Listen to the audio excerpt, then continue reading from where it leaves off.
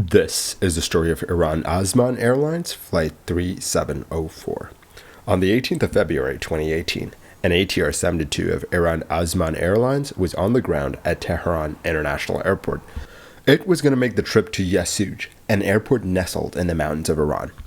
Today, the flight had 66 people on board, and at 4:35 a.m. UTC, the plane took off into the skies of Tehran. As the plane started to climb, they were able to get into contact with air traffic control that cleared them up to their cruising altitude of 21,000 feet. That would keep them high above the Zargos mountains. En route, the pilots were looking at the approach that they would have to take to get into Yasuj airport. Being so high up and being nestled in the mountains raised some challenges for the pilots. For instance, the minimum safe altitude around the airport was 15,500 feet. Making matters even harder for the pilots, the only published approach to the airport was a circling NDB approach to runway 31. But this was an airport that the airline flew regularly to, and they had done this before, so it should not have been a big issue. Once the plane reached the waypoint Obtux, the controllers cleared the plane down to 17,000 feet. Pretty soon after that, the plane was handed over to Yasuj ATC. It is to be noted that it wasn't a full ATC, it was a flight information system. For those of you that don't know, an FIS, or a flight information system, is not a full air traffic control system. It's used at smaller airports to give some basic information about the airport to pilots. Information like meteorological information, hazards, that sort of thing.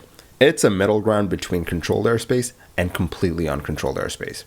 At 5:55 a.m. UTC, the controllers lost Flight 3704 off of their screens. Don't worry, this was expected as the tall mountains in the region made it hard for radars to work effectively. Since radar was not really a thing in these mountains, the pilots had to let the controllers know where they were.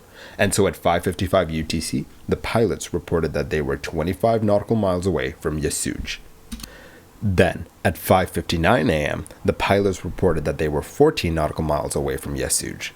From this point on, the crew acknowledged some weather data given by the controllers, and then at 6:04 a.m. UTC, the controller tried to hail Flight 3704, and no reply was received.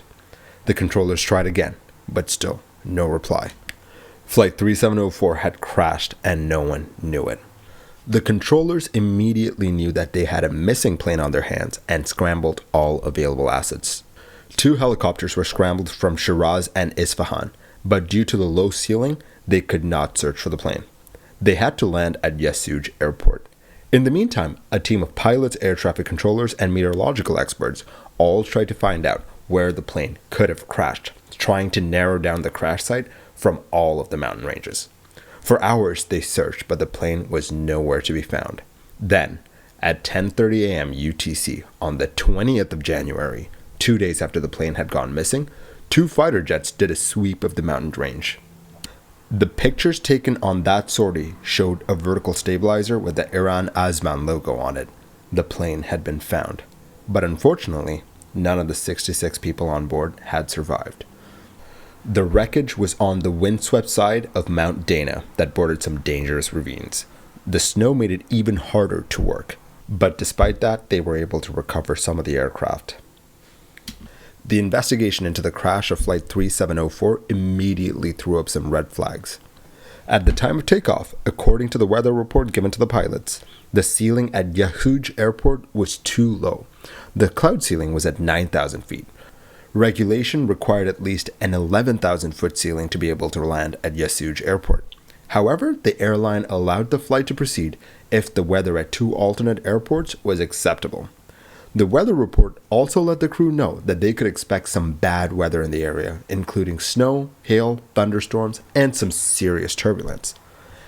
It seemed like Flight 3704 was off to a rocky start before it even left the runway.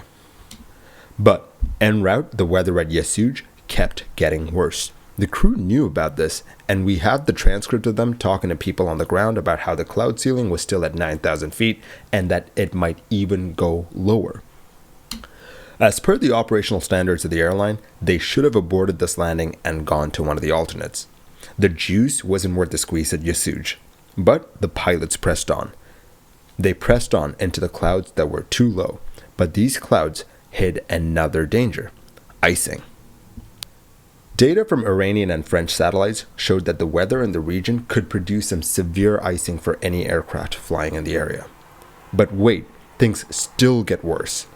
Sure, they were flying into a weather system that had the propensity to whip up some serious thunderstorms, hail, snow, ice, and turbulence. But all of this was happening in a very mountainous region of Iran, meaning that the pilots would have to deal with something known as a mountain wave. Here's how the report defined a mountain wave. Quote, mountain waves are defined as oscillations to the lee side of high ground resulting from disturbance in the horizontal airflow caused by the high mountains. The wavelength and amplitude of the oscillations depend on many factors, including the height of the mountain relative to the surrounding terrain, the wind speed, the direction, and the instability of the atmosphere. End quote. Basically, downwind of a mountain, which has strong winds flowing it, you get sinusoidal wind patterns, which can batter any aircraft that is unfortunate enough to get caught up in it. The up and down drafts produced by mountain waves is so bad that they can produce air currents that move at over 3,000 feet per minute. What's even more interesting is that under the waves of air that is formed by a mountain wave, you have rotors that are formed by the larger waves. These rotors are like little pools of air that can produce regions of very, very heavy turbulence. This turbulence can put significant strain on any plane that flies through it.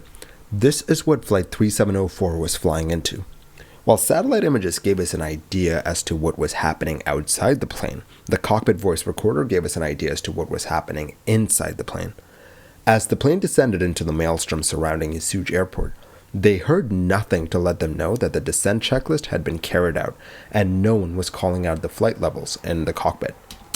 Then, interestingly, the de-icing system was turned on for 2 minutes before being turned off.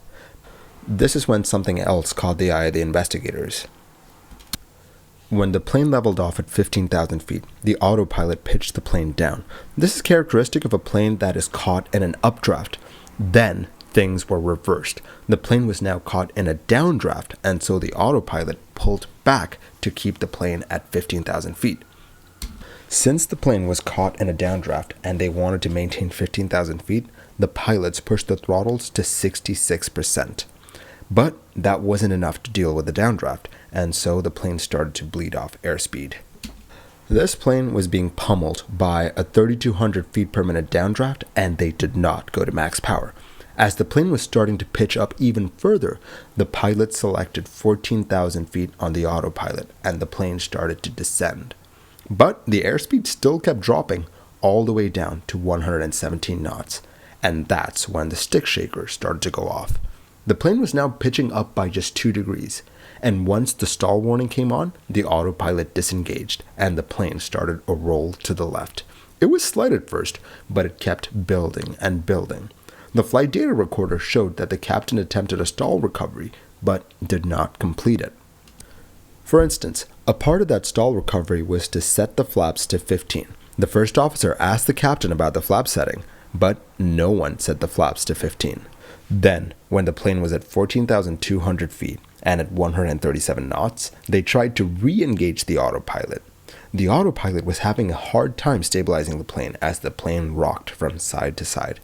The autopilot tried its best, but you were asking a lot of that autopilot. They were now too close to the ground, and the EGPWS started giving them terrain warnings, but the pilots were not able to save the plane. All of this begs the question, why were the pilots more proactive in saving the plane? Sure, they were in a lot of bad weather, but it wasn't something that they couldn't get themselves out of. Well, all of this points to a crew that was not situationally aware. The pilots did not expect to get caught in a mountain wave, and that's why they didn't react aggressively enough to the initial pitch-up that the autopilot put them in. They just didn't realize the danger that they were in. Moreover, there was someone in the cockpit that kind of understood the danger that they were in. The first officer. He was worried about the bad weather, the flap settings for stall recovery, the bad weather at the airport, and some other things. But the first officer was dismissed by the captain. Well, I shouldn't really say dismissed. The captain never responded to the first officer, more like ignored. This showed that there was a significant power gradient in the cockpit, with the captain being the more senior pilot. But 2 questions still remain unanswered. One has an answer, one kind of doesn't. The first one is, why did the mountain wave affect them so much? It's not like the mountain wave is a poorly understood phenomenon. We've known about them for decades. We know that they can be powerful enough to tear apart planes if you're in them. So, with all of that hindsight, why did Flight 3704 find themselves in the midst of a strong mountain wave? Well, the minimum safe altitude for this area was 15,000 feet, but the pilots decided to go below that to get out of the clouds that they were in because they were scared of icing. Thus, they inadvertently put themselves in prime mountain wave territory. This meant that the pilots broke a cardinal rule of aviation. You never go below the minimum safe altitude. I mean, it's right there in the name. The second question that I personally have is, why did the captain re-engage the autopilot when the plane was on the verge of stalling? I mean, you have the stall warning and the stick shaker coming on. You push the nose of the plane down a bit to avoid the stall. Keep in mind, you're doing all of this while you're below the minimum safe altitude, thereby taking you closer to the mountains that you're so desperately trying to avoid. And your first reaction is to re-engage the autopilot? That makes no sense to me. I can't fathom why someone would do that. But then again, I'm not a pilot. If you have any idea why a pilot would do something like this, then let me know in the comments below. If you want to hear about how smoking on a passenger jet caused it to crash, I'll have that video right up on the screen right now for you. Thank you for watching this episode of Mini Air Crash Investigation. If you like the videos that I make, do consider liking and subscribing. It will really help the channel grow. I will catch you guys next time. Stay safe.